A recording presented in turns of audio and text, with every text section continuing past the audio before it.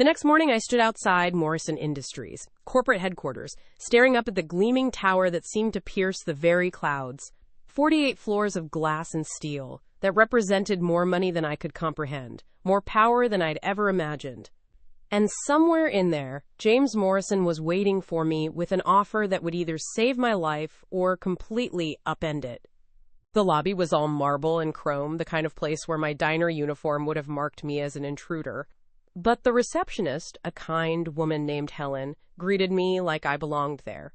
"Mr. Morrison is expecting you," she said with a smile that seemed genuine rather than practiced. 42nd floor. Catherine Williams will meet you at the elevator.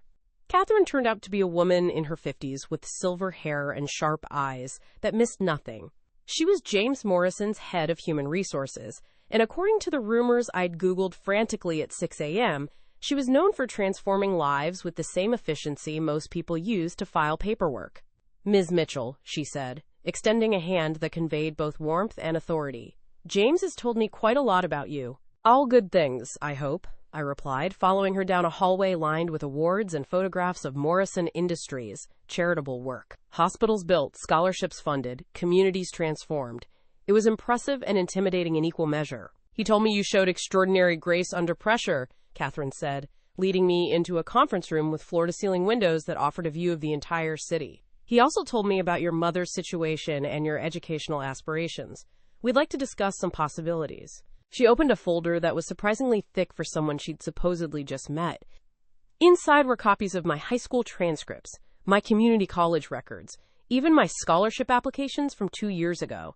I felt my face flush with embarrassment. Some of those grades weren't exactly stellar, the result of working 40-hour weeks while trying to maintain a full course load.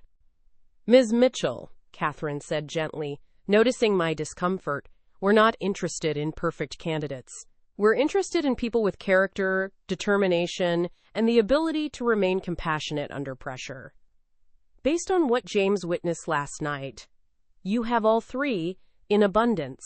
She slid a packet across the table. "The Morrison Foundation Full Scholarship Program covers tuition, fees, books, and living expenses for students pursuing careers in healthcare, education, or social work. Recipients commit to working in underserved communities for 3 years after graduation. The program includes mentorship, internship opportunities, and guaranteed employment upon completion." I stared at the papers like they might disappear if I blinked. This was everything I'd dreamed of and never dared to hope for. But there had to be a catch. There's always a catch. "What do you want from me?" I asked, my voice smaller than I intended. Catherine smiled. "We want you to succeed. We want you to become the nurse you're meant to be. And eventually, we want you to help other young people find their way, the same way James hopes he helped you find yours, the same way you helped Tommy find his." "Speaking of Tommy," she added, sliding another folder across the table, "he started in our warehouse this morning. Full benefits, medical coverage for his mother, and his sister Emily has been awarded a Morrison Foundation scholarship as well. She'll be able to focus on her studies instead of worrying about how to pay for them." I felt tears building behind my eyes. In 12 hours, James Morrison had changed 3 lives with the same casual efficiency most people use to order coffee. It was overwhelming and humbling and terrifying all at once. "There's something else," Catherine continued. "James would like to offer you a position here while you complete your nursing degree. The pay is significantly better than Murphy's Diner, the hours are flexible around your class schedule, and the experience will complement your healthcare studies. You'd be working with our Community Outreach Division, helping identify and support people in situations similar to what you and Tommy faced." I looked out at the city spread below us, thinking about all the Sarah Mitchells and Tommy Hendersons out there, good people caught in impossible situations, making desperate choices because they couldn't see any other options. How many of them would never get the chance I was being offered?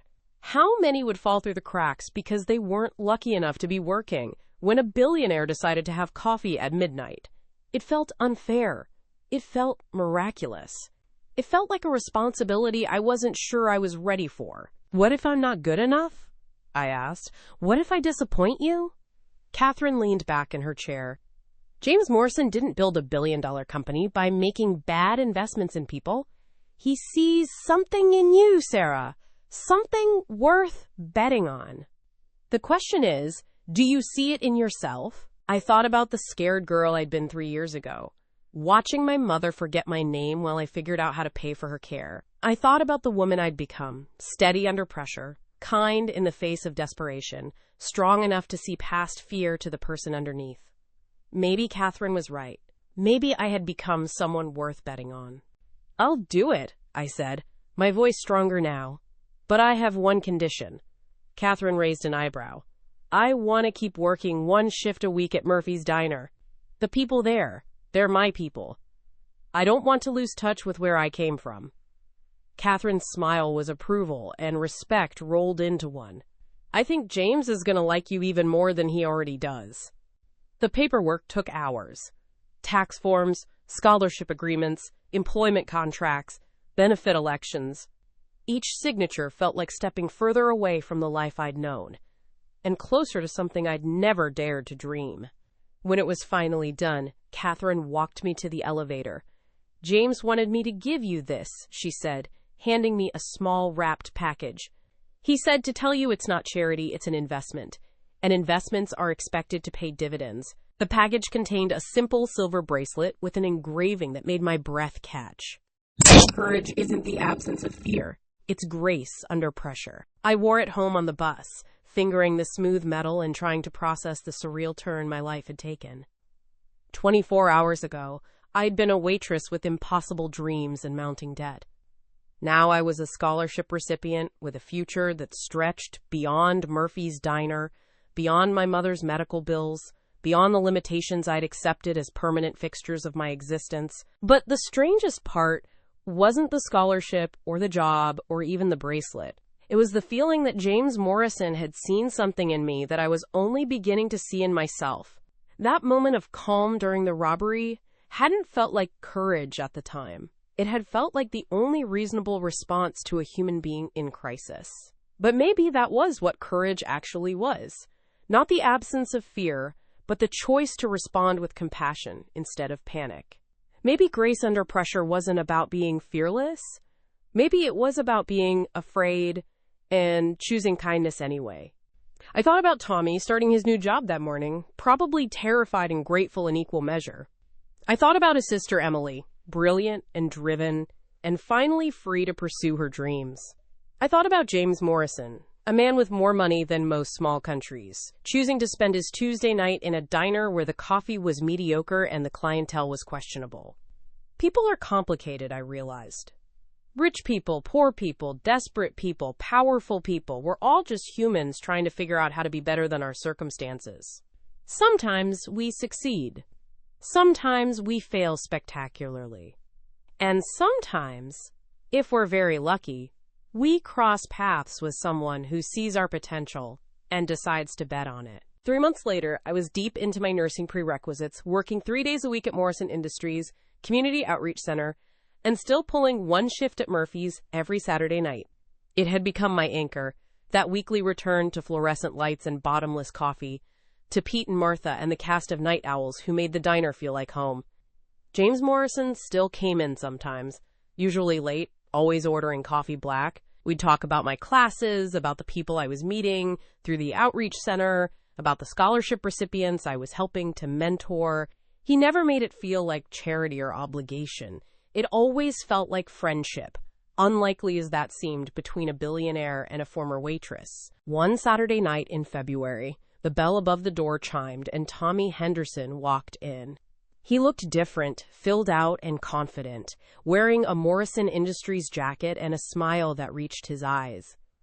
Behind him was a teenage girl with his same dark hair and determined expression. "Sarah," Tommy said, his voice warm with affection, "I'd like you to meet my sister Emily. She wanted to thank you personally."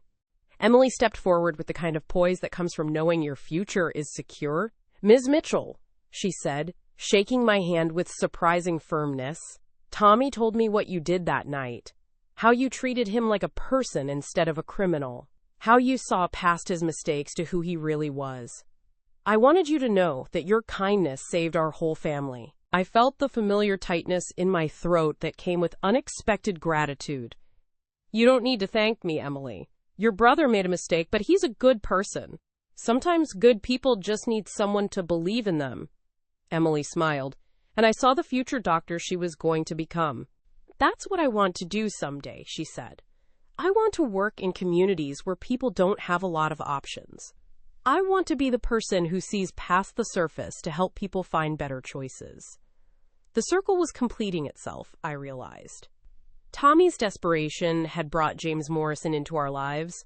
James Morrison's intervention had given Tommy a second chance. And Tommy's transformation was inspiring Emily to dedicate her life to helping others. One moment of crisis had rippled outward, creating waves of change that would touch lives we hadn't even met yet. As they left, Tommy pressed something into my hand. A folded piece of paper with an address and a time. Emily's high school graduation, he explained. We'd be honored if you could come. She's going to be valedictorian, and she wants to dedicate her speech to second chances. I looked down at the paper, thinking about the journey from that terrifying Tuesday night to this moment. How fear had transformed into hope, desperation into determination, a potential tragedy into a story of redemption. James Morrison appeared at my elbow, having entered so quietly I hadn't noticed. Coffee, black? I asked, reaching for the pot. He smiled. Actually, I think I'll try something different tonight. Surprise me. I poured him a cup of our house blend, added cream and sugar, and slid it across the counter. He took a sip and nodded approvingly. Sometimes change is good, he said. Sometimes the thing you think you need isn't what you need at all. We stood there in comfortable silence, watching the late-night city through the diner windows. Somewhere out there, other Sarah Mitchells and Tommy Hendersons were facing their own impossible choices, their own moments of crisis. Some would find helping hands, others wouldn't. But maybe, if enough people chose compassion over fear, chose to see potential instead of problems, the odds would start shifting in favor of second chances. My name is Sarah Mitchell, I thought, fingering the silver bracelet that had become my talisman. I used to be a waitress with impossible dreams. Now I'm a nursing student, a community advocate, and living proof that sometimes the universe conspires to help you become who you were always meant to be. All it takes is someone willing to see your courage, even when you can't see it yourself. Especially then. Because courage isn't the absence of fear, it's grace under pressure. It's choosing compassion when the world gives you every reason to choose otherwise. It's believing that everyone deserves a second chance, including yourself. And sometimes, if you're very lucky, it's having coffee at midnight with a stranger who becomes the catalyst for everything good that comes after.